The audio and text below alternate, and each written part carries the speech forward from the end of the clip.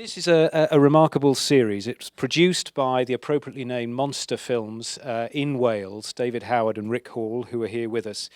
It's an ambitious undertaking, and in the best traditions of crime and investigation. The brand tagline and mission statement of our channel is, "Because the truth is worth pursuing." The truth being pursued in this particular instance is the combination of psychological factors, personality traits and behaviours which can cause someone to kill and kill again without compunction or remorse. The likes of Rosemary West, Robert Maudsley, Robert Black, Levi Belfield, Aileen Wuornos, John Wayne Gacy, Stephen Griffiths and Michael Ross, who between them have claimed the lives of 72 entirely innocent people, many of them children. The question is, why? What on earth would incite such terrifying violence? In this ambitious endeavour, we are hugely grateful and indebted to some truly remarkable contributors and experts, some of the country's leading forensic psychologists, pathologists and criminologists, who in many cases are speaking in the series for the first time about their case files, and three of whom, Dr. Julian Boon, Professor Paul Britton and Samantha Lundrigan, are here with us and will be taking part on stage later in a Q&A chaired by Karen Robinson, the Sunday Times supplements editor. Before then, I'm pleased to present the first episode of the series on Rosemary West, who in November 1995 was convicted of the murders of 10 young women committed with her husband Fred West, including her own stepdaughter and daughter. I should like to thank the Royal Television Society for collaborating with us on this event, to the BFI for hosting us, and to all of you for attending. You really have done us proud. When my colleagues suggested we have a preview screening on serial killers on a cold, dark night in February, I thought we'd struggle to get an audience, but brilliant of you to come out. Thank you. There are some sequences which some of you may find upsetting or distressing. Please don't hesitate to step out should you need to, and indeed step back in. Thank you, and here is the first episode of Making a Monster. Well, hello everyone. Wasn't that amazing? I've seen it twice now, and it's still deeply, deeply shocking as the story unfolds. And it's rather amazing, isn't it, to think it was 25 years ago. That brought me up short a bit. It seems they've never gone away. So I'm Karen Robinson. I'm I work at the Sunday Times, where I edit a crime fiction newsletter bulletin called Crime Club. The first rule of Crime Club is you have to subscribe to Crime Club. And if anyone wants to know any more about that, do come and see me afterwards. That's fiction, but I've noticed over the last few years that true crime and crime fiction are, well, they're not exactly merging, because of course in fiction you can make it up, but the qualities of storytelling and analysis and character making of both the criminals and the people who pursue them and try and work out where they came from, why they're doing it, and how to stop them doing it.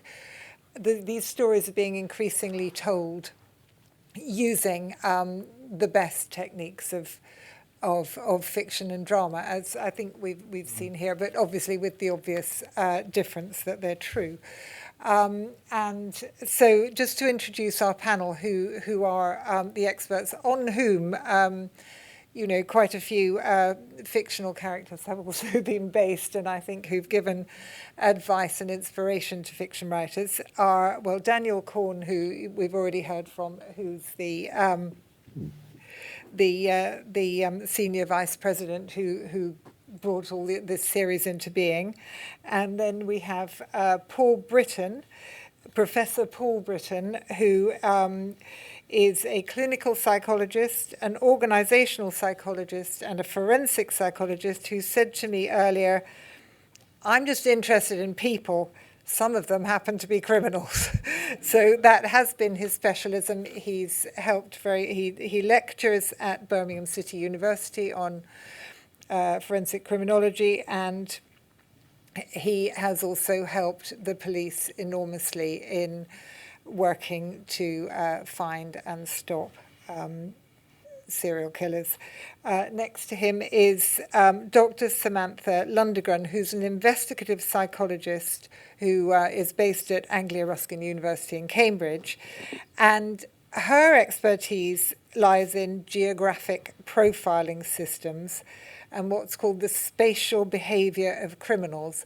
It's that you can get to know a criminal, particularly when you're looking for them and investigating them. As we discussed the other day, it's not so much inside their darkest mind, but where they buy their scratch cards might be, you know, what gives them away and shows them up and shows their patterns in the end. So although Sam is a psychologist, she's working with data.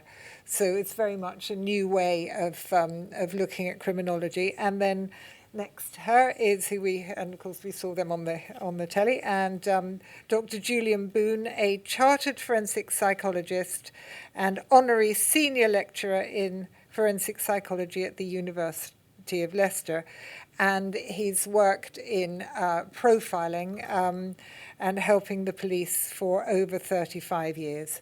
So real experts here who we're going to have a fantastic conversation with. But as we're the Royal Television Society here today, I'm going to start by asking Dan about how you decided on the way to tell these stories, and then how did you get these experts to work with you and contribute to tell these stories in such a sort of responsible and well-analysed way? Well, this was the vision and the skill of David Howard and Rick Hall, Monster Films, who really put this whole thing together. We when I say we, myself and my colleague and collaborator, Diana Carter, we're in the very privileged position of sitting in our in the hallowed halls of A&E networks and having incredibly talented producers come to us with these ideas, and that's what David and Rick did. They had done a brilliant film called Interview with a Murderer, Bert Spencer and the Carl Bridgewater case.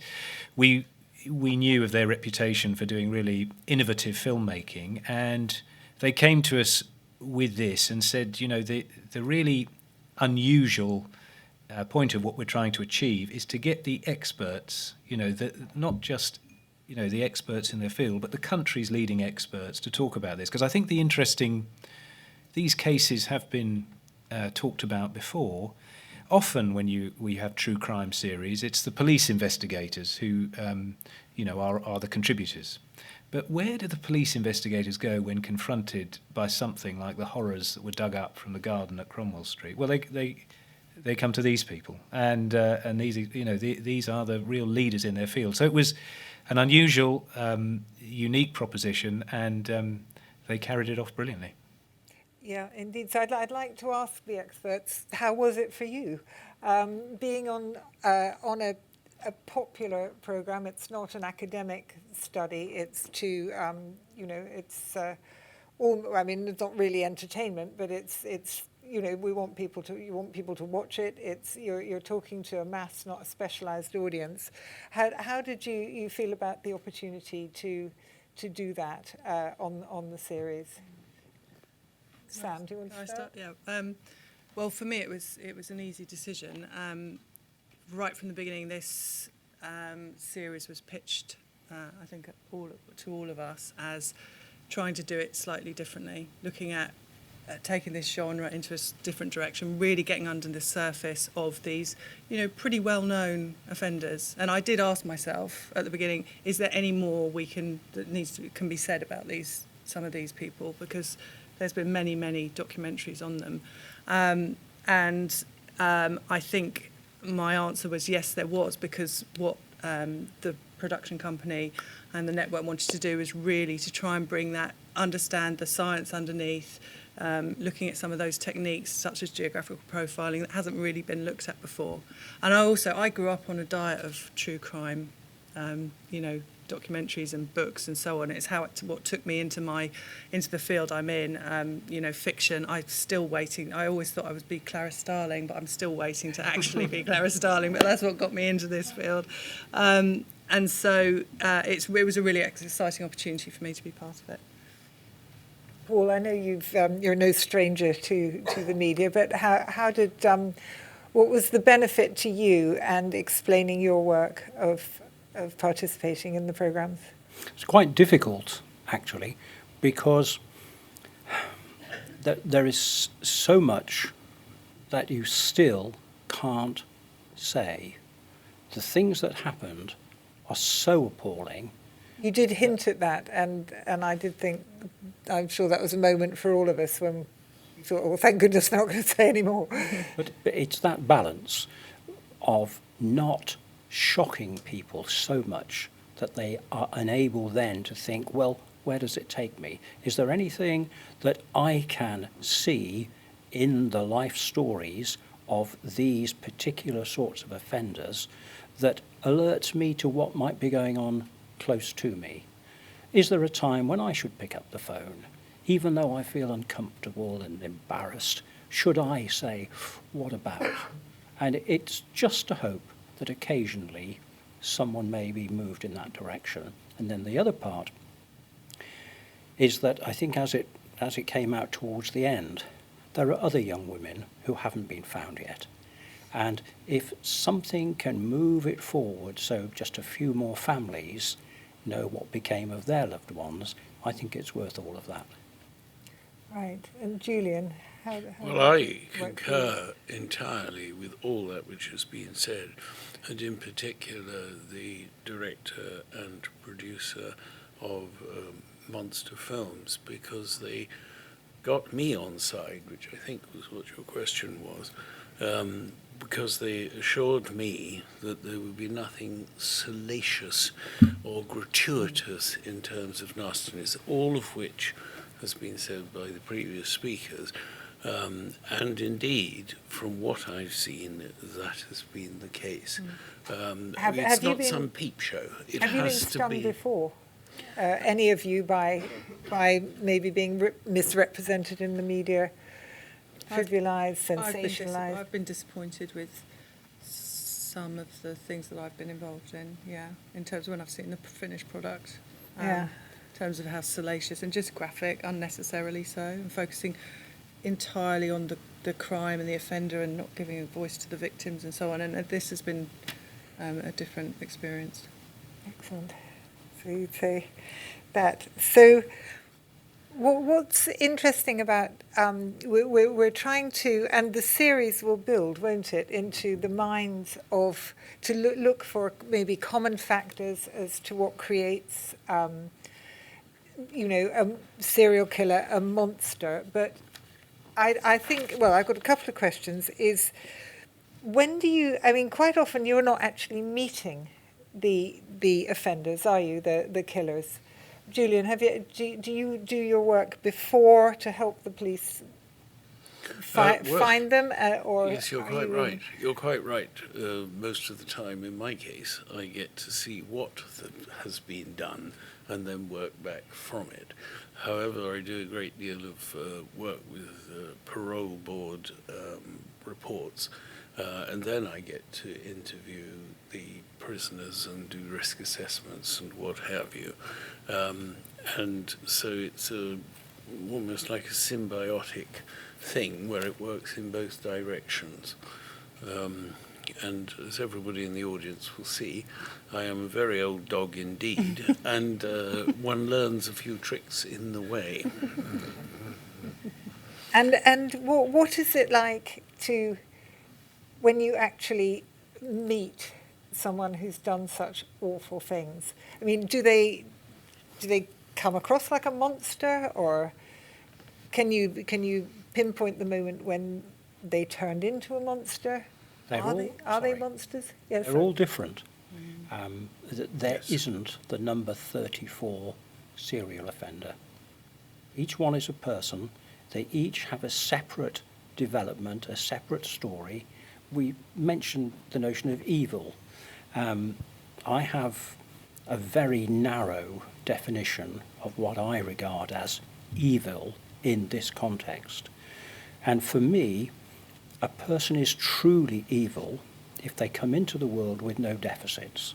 So they come in with a full cognitive functioning background. They're emotional, development is normal. All of the things are as they would be for most people. They come with a loving, caring family and all of the rest of it. And nevertheless, they choose, they find their pleasure, their delight is in harming, hurting, being cruel to other people, and it goes on. That for me is true evil, where there is that clear choice. Now, most of the others behave in an evil way, but when you look again and again, you see the deficits. Some come with genetics, most come with family background and the way the youngsters are treated and developed. And you see the tree branching and branching, and you see, if you like, the healthy, normal part becomes less and less flowering, and the rest becomes prominent. I hope it may be that people can see that in the series that's coming. I do agree with that entirely. Yes, what do you think? And so too I. And one of the great things about this particular series, it seems to me, is to dispel the myth, just as Paul said earlier on, that there is something like a generic serial killer or serial arsonist.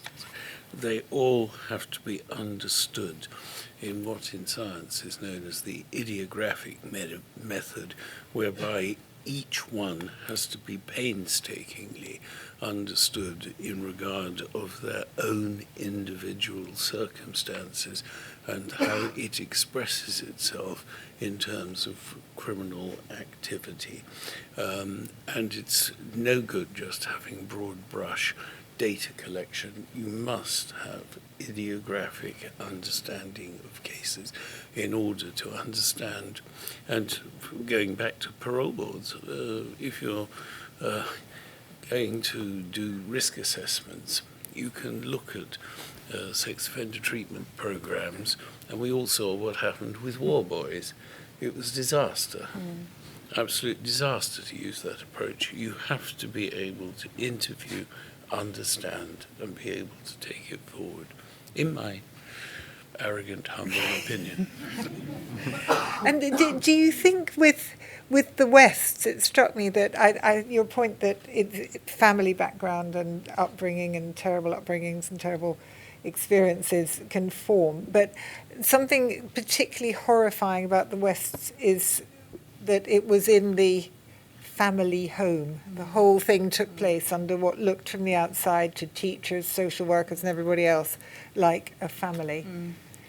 I mean, this case really shows the profound significance of the home in someone's criminal behaviour. And for this couple, that family life and that criminal life were inextricably linked. You couldn't separate them at all. And you said it wasn't in plain sight. I think it was you in there, was it, in the documentary, which I completely agree. The house, to all intents and purposes, looked quite normal, but what was going on behind closed doors was unfathomable, in terms of its depravity. It was sort of a perfect storm, those two together. And I can't remember who said, but I also agree that I think if they had never got together, I'm not sure this pathway would have been gone down.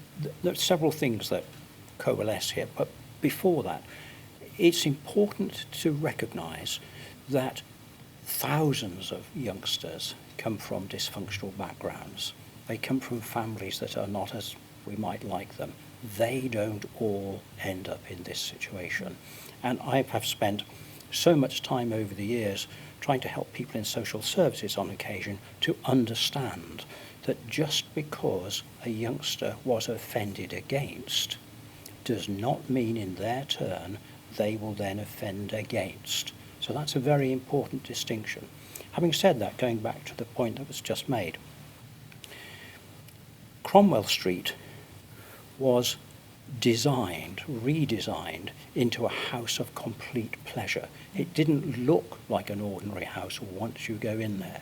And remember, they progressed. Midland Road first, used as a place to kill, the fields used to bury. When they reached Midland Road, the design of the house allowed the development. Remember, Fred West was a builder. You have the upper floor that is turned into this rather crude boudoir, and it doesn't perhaps come out quite as well as it could, but the photography arrangements for the room that Rose used were quite sophisticated through a wall. The lower floor below that is done out as a welcoming bar in red velvets and all sorts of other things. Then down you go, and as you go down to the lower parts of the house, down to where these poor young people were butchered, on the ceiling of the stairway there is this full life-sized poster of a woman in an erotic, beckoning pose. And although it isn't Rose, it's as close to a picture of Rose photographically as you could get. Everything was built to take them into this particular function. Sorry.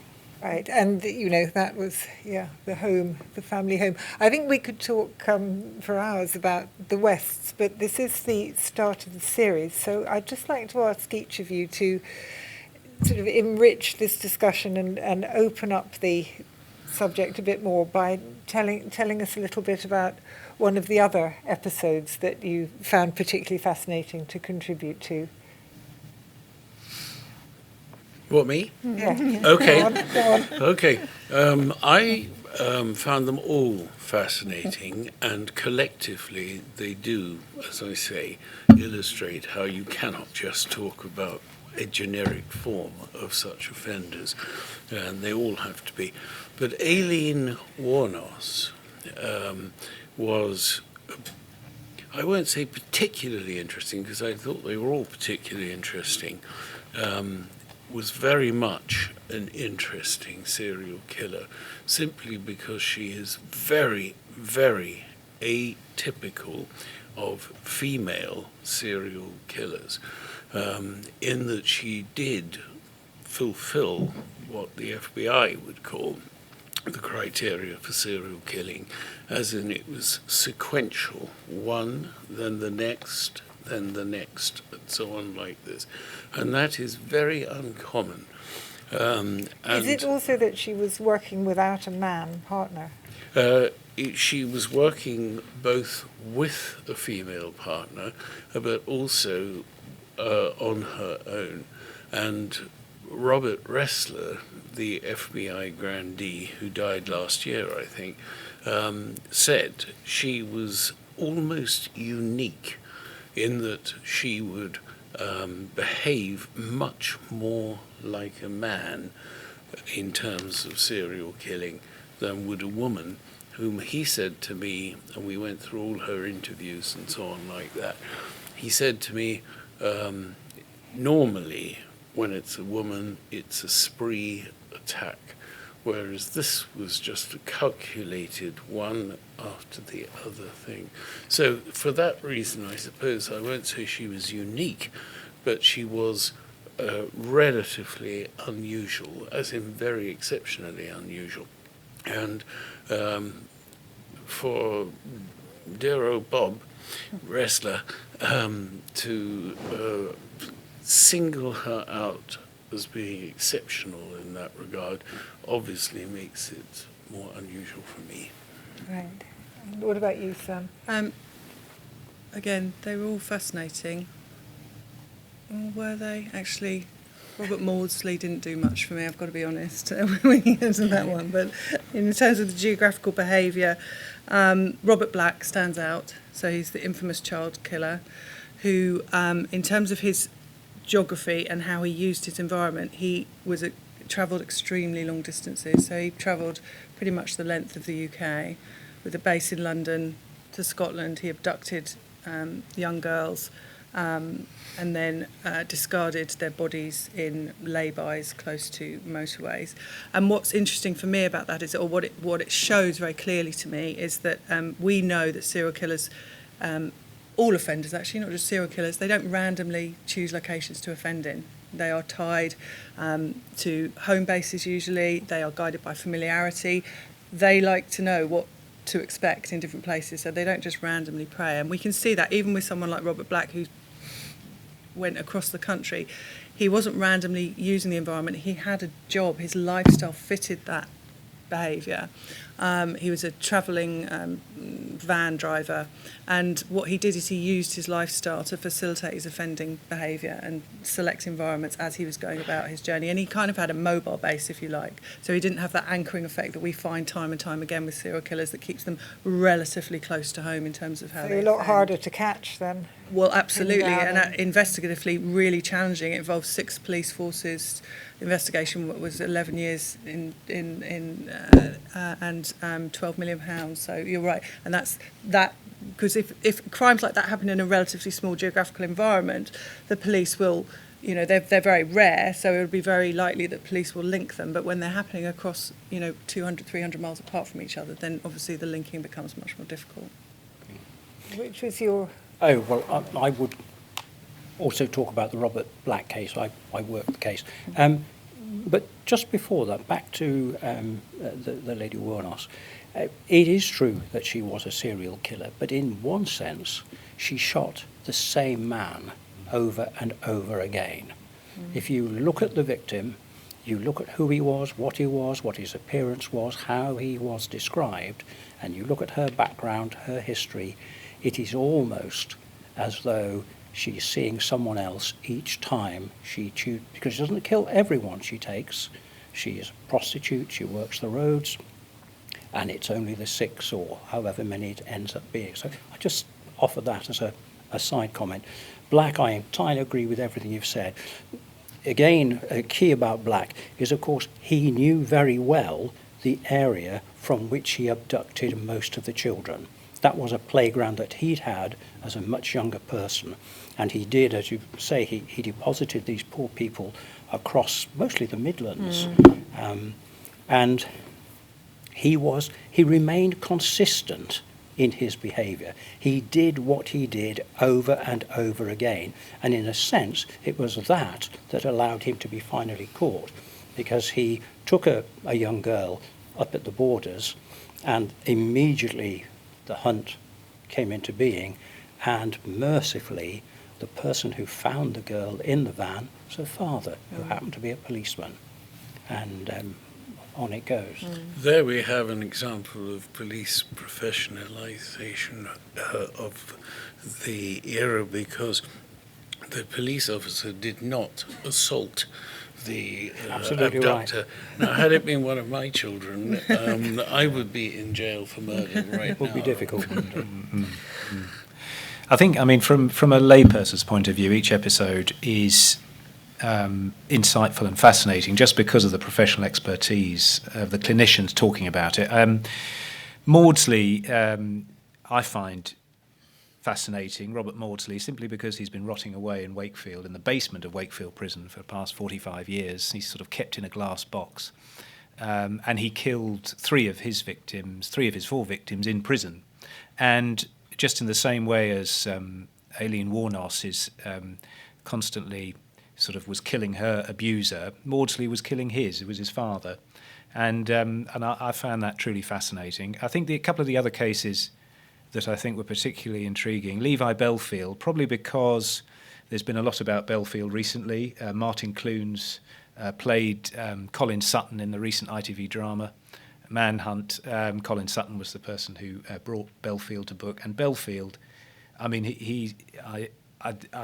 got such respect for the clinicians because they treat each of these people as a patient. But I think Belfield is the murder of Millie Dowler and Amélie de Lagrange is a particularly egregious little shit. And so I think it was quite interesting to and didn't seem to have had quite the same misfortunes in childhood as some of the others. And the final one that I was fascinated with was John Wayne Gacy, because, John Wayne Gacy was probably the most prolific, but he was also the most socially adept in many ways. There's a famous picture of him with Rosalind Carter. He was a Democratic Party worker at the time, and he got this picture with Rosalind. He was actually quite, unlike several of the other cases who seem utterly dysfunctional, unable to interact with the world outside. John Wayne Gacy was not like that, but at the same time as he was having pictures taken with Rosalind Carter, he was also burying young men beneath his house. So I'm fascinated by that dichotomy, but they're all different. And as I say, the thing that unites them is the opportunity to see them through the eyes of truly objective clinicians, as opposed, as it said at the end of that thing, the moral filter that we all impose on these things, which is why the newspapers can have such a field day whenever one of these cases takes place. Whereas actually this series tries to flip that round and said, well, these are the people with the expertise who can truly tell you where this distorted person comes from.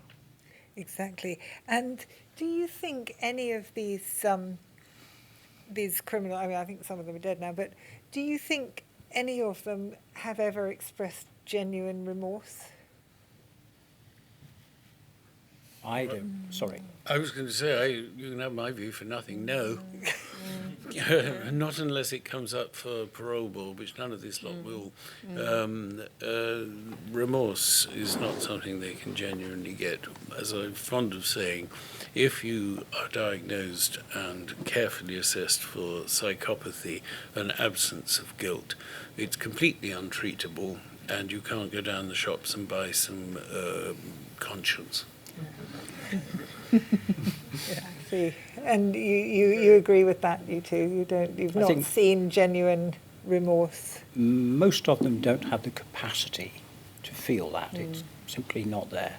Now, whether it was ever there is an interesting question, and if it ever was and how it became lost is an interesting exercise and probably the subject of an entirely different programme. There you are. And so these are, difficult cases that, we have the TV version, but this is your lives, you three. This is it's your job, it's your passion, your expertise. You become expert in the awful ways of how murderers are called, are formed, how they behave. How do you sleep at night?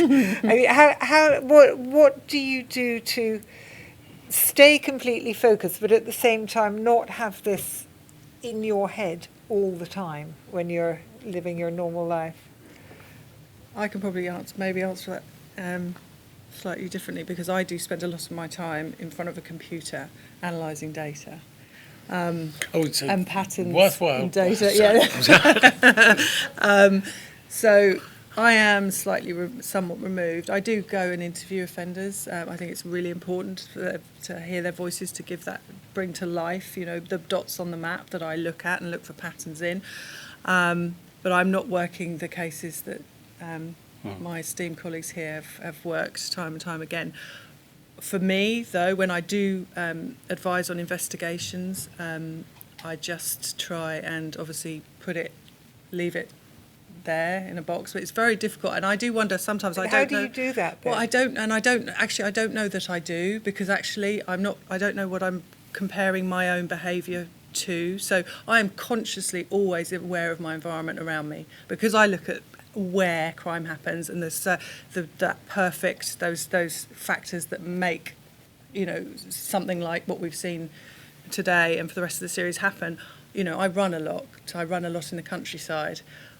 I don't know if anyone in here runs, but I wonder if when people are running, they think about body disposal sites and whether certain people might be around the corner. I do. So I'm actually thinking I probably am perhaps not dealing with it perhaps as well as I Well, I suppose it's harder for you because you can't slam the prison door and leave them behind bars. Indeed. I'm just always evaluating the environment for,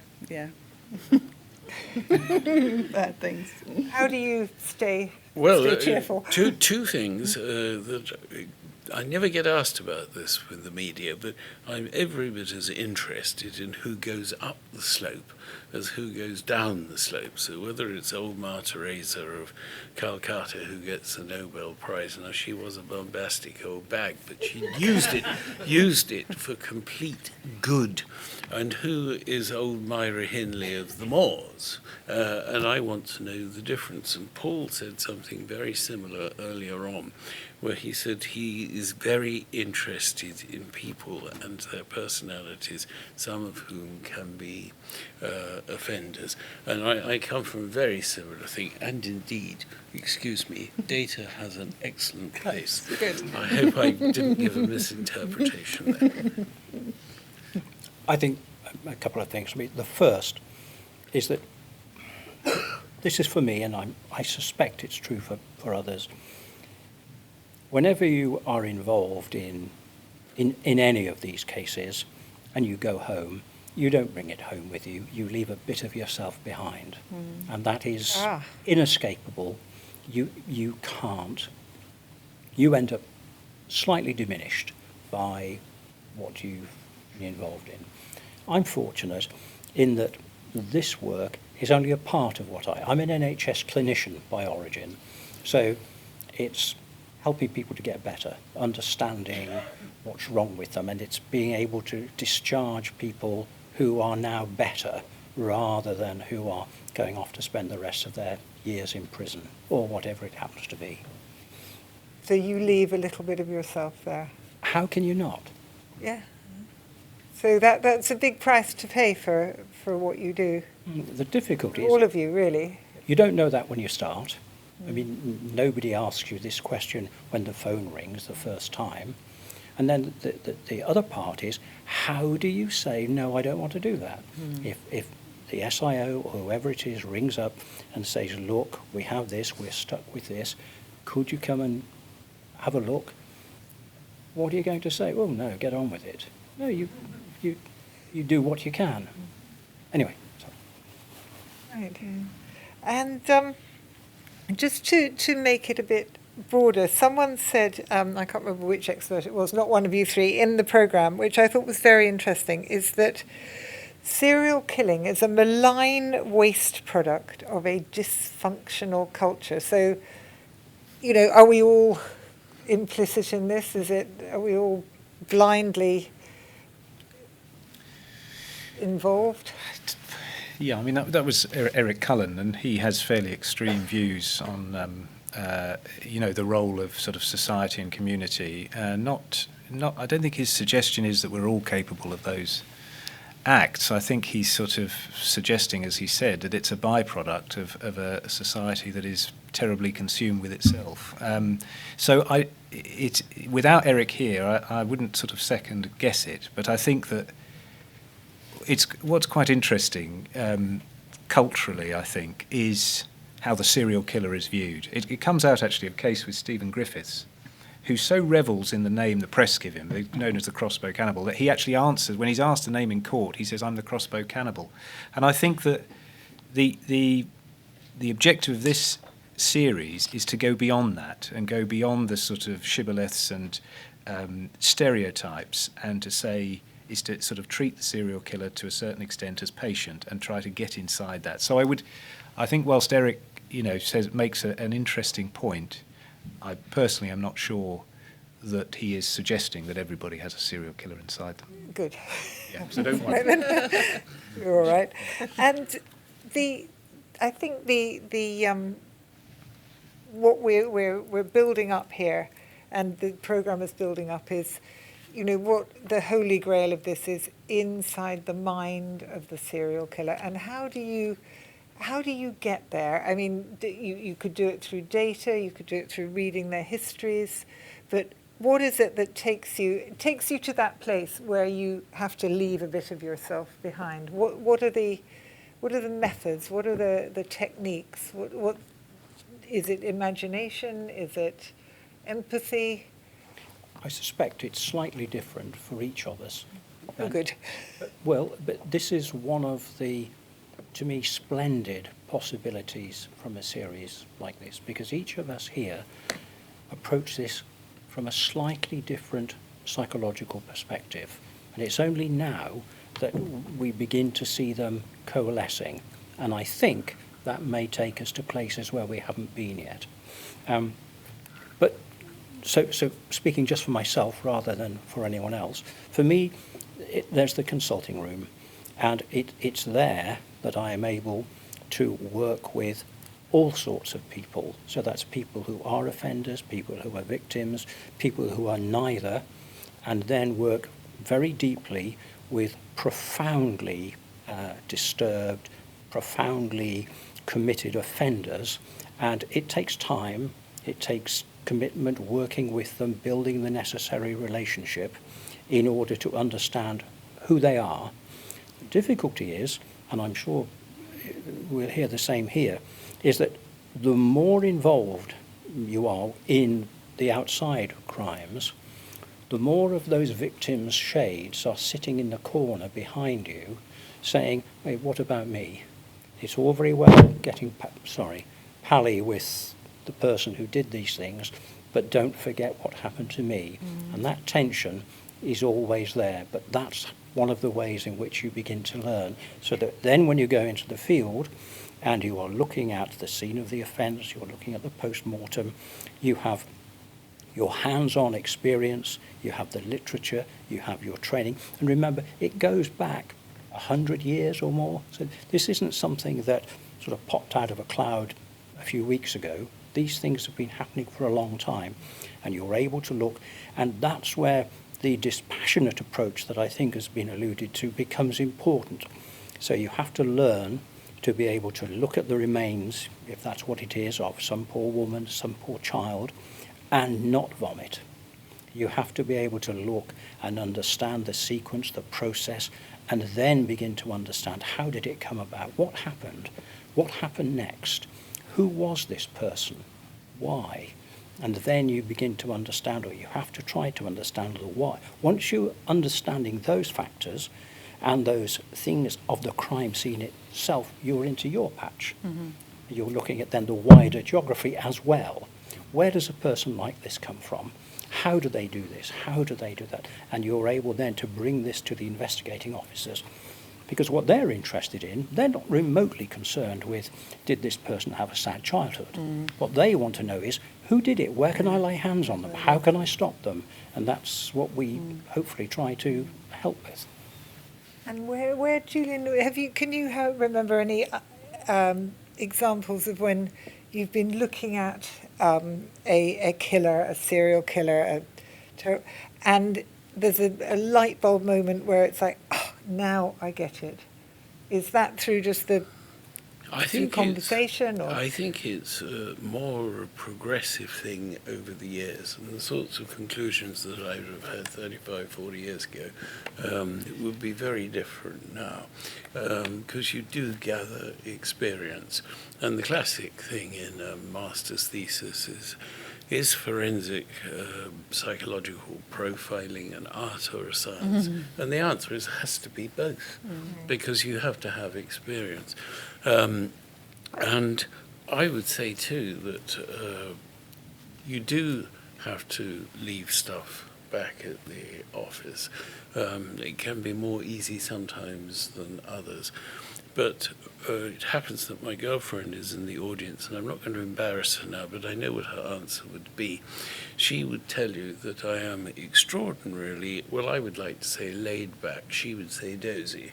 And that means that you can carry more, because you can just be of a relaxed personality.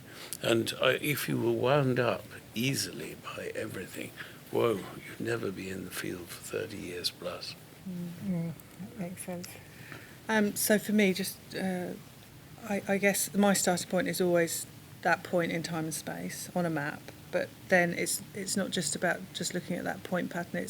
It's understanding the wider geography in which those crimes have happened. It's understanding, really what we're trying to understand is the mental map of the offender, getting into trying to understand what their perceptions of their environment, how they're using their environment to select their victims and select the locations where they're going to commit their crimes, and then working back from there to the point where, as I said at the beginning, I think maybe we can now take those locations of a crime series and actually use those to predict the likely location of where an offender might live, which has obvious implications for police investigation. Absolutely. And do you think with your participation in this programme, which will obviously, the series will be watched by many people, one hopes, and hundreds of thousands. Millions. Millions. Yeah, huge audience share. But do you think it's important that, the rest of us, cease from a bit of, Love Island and all the rest of it, and actually educate ourselves on the dark side of what can happen to people, how they can become like this, the awful things they can do, the effects. Do you want to spread your word. You work as experts, you lecture to interested students, but do you think that we should know more? We should understand more? I find that difficult to answer. The notion of being prescriptive is, I struggle with. The only thing that I would be concerned about, and I don't think we've fallen into the trap here, is avoiding giving a guidebook to potential serial killers in how not to be caught. That's important. And I don't think we've fallen into that trap. No, I think that is important. I never thought of that. Yeah, It's yeah, a good point. yeah. I mean, there's nothing wrong with Love Island, just to say. Yes, indeed. I don't want you to feel embarrassed about that. But look, I think is it important for people to know? I think it is. I think that I started when I was introducing it. We have a sort of a brand promise, which is that the truth is worth pursuing, and I think that is what we're trying to get at. We're trying to make a contribution. We're through these brilliant experts. Is it important that people understand? Yes, I think it is important, always. I think the search for sort of deeper meaning, deeper understanding, particularly, as Paul has said, if there are others out there who somehow have not been identified, it makes it all the more important to tell these stories. But, as I say, the unique thing that Monster Films have managed with this is to tell it from a very unusual perspective through these clinicians. Yeah, the real experts at the heart of it. So I think it's time for some questions from the audience. Yeah, if there are any, yeah. So have we got a mic? Or? See? Oh, there we are. So who'd like to ask the first question? This lady here, long dark hair. You sort of just touched a little bit on this question in terms of what its importance, showing sort of the behind the mind or within the mind of these horrible people. But do you think that there's any kind of responsibility in terms of giving them a stage on a big screen for lots of people to sort of see what their brains are like and what their minds are like, and kind of digging into that? And then from the experts' perspectives, does that play into driving that sort of serial killer mind, this potential for notoriety, or to be maybe on a show like Making a Monster? Is that any? Do you think there's any issues there? That is something that was very much a part of the thinking, and if I recall rightly, the discussions that we had at the beginning of the making of this series. And I think we've stayed on the right side of that. But the point that you're making is really quite important. If I can take just a moment, you no doubt remember that there was a film called, it was about a serial killer anyway. Very well known. It became very popular here in the United Kingdom. And I was asked by someone at the Home Office at the time, did I think it would have any impact? My answer was, I think you'll see an increase in serial killing. And we did. So the point that you are making is really very important. And I think it's equally important that people who make programs, who write books, and all of the rest of it, take this very much into their thinking. So it's not the offender that's the hero. Yeah, I completely agree, and I think I've had conversations with around how we describe and how we situate these people, because there is out there this, they do get infamous, they do get well known. I mean, even people who was it who killed John Lennon? I know he's not a serial killer, Mark Chapman. What did he say? I was the biggest fucking nobody till I killed the biggest fucking anybody in history, And I had this discussion recently at a conference when we were talking about lone wolf killers. And you think about that terminology, lone wolf, it kind of feels like, yeah, you're going out there and you're a wolf. And we decided maybe we should call them lone poodles. That just would be, do you know what I mean? So it's just, sometimes it's about the language and how we're describing these people. And again, I think this documentary series has managed to find that balance well. And I would agree particularly with this. Excuse my language, by the way, sorry. It wasn't your language. It was. No, you're right, it wasn't my language. We're almost after the watershed, don't worry about it. Well, just to say that this series, you only will have to look at the episode on Belfield to realise just how unglamorous a figure he is, and it is given in due force, just that, not unduly negative. Believe me, you can't be unduly negative with Belfield, and this is very truly reflected in the episode.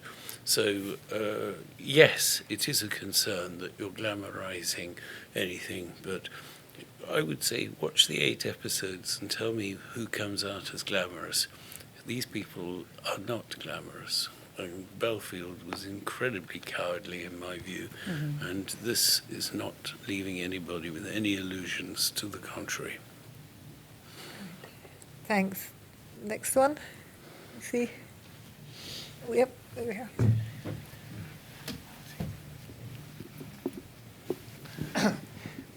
Hi, I'd like to make a comment and ask a question. Firstly, congratulations. I thought it was wonderful. And I'd say this is very important. And for me, the most important thing about this is the argument that had somebody been able to help the 4-year-old Rose West before she went down this path, then how many lives could have been saved?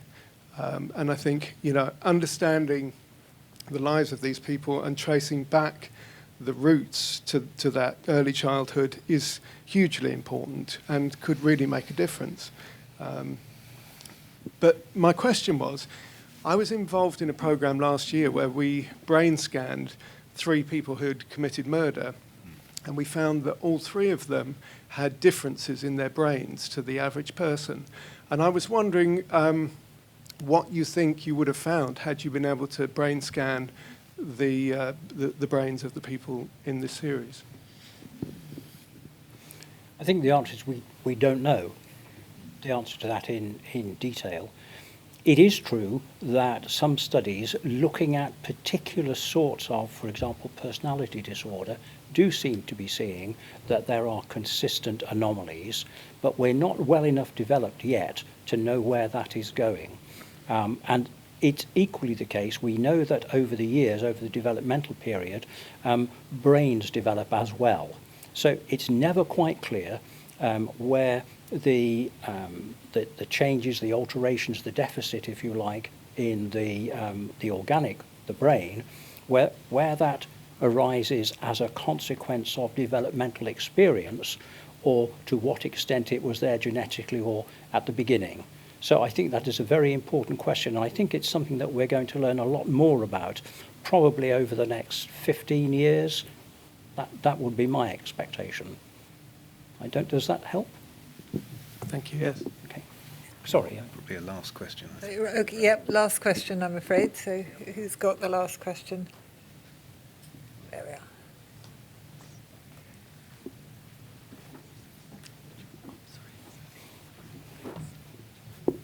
Indeed. I was just intrigued by the production challenges that you must have faced making the series when you presumably didn't have access to, the key players, but you're here trying to sort of tell the stories about them and how you went about that. It was terribly realistic with, the way that you recreated the scenes, but I was just interested making a documentary about something where you don't have access. I mean, this is the skill of the filmmakers, Rick and David, down here, and you should have a chat with them because they really they've done a wonderful job. It is difficult, I think, working out what you reconstruct in these situations, and I think that they sort of managed to judge it incredibly well. You can't rely on archive. There's a whole range of issues, some of them driven by economics, but also aesthetics. I mean, you can't simply lump in a load of archive. So I think they did brilliantly in, first of all, finding people who look so remarkably like Fred and Rose, but then which was extraordinary. Poor actress. Yeah, yes, but also this sort of aesthetic, the way they did it, I think was incredibly skillful. So, but you do, I mean, talk to the chaps down here. Actually, you can see Rick. He's on the right here, playing the part of a security guard. That just shows his commitment to the filmmaking. He actually put himself in it. He's got a starring role. I think we've got to wrap up there. So that's a great way to end, I think, bringing it back to, the art of television and the clever arts of television, the resourcefulness, the imagination, the empathy, and, of course, sourcing the right experts, the right voices to make a really unique, original and important series of programmes. So I'd just like to say that Making a Monster premieres on Monday the 10th of February, 9 p.m. on Crime Plus Investigation, which you've already heard, but I'll say it again, is available on Sky, Virgin, BT and TalkTalk. And Crime Plus Investigation is the home of true crime. You heard it here first. All right. Thanks so much for coming.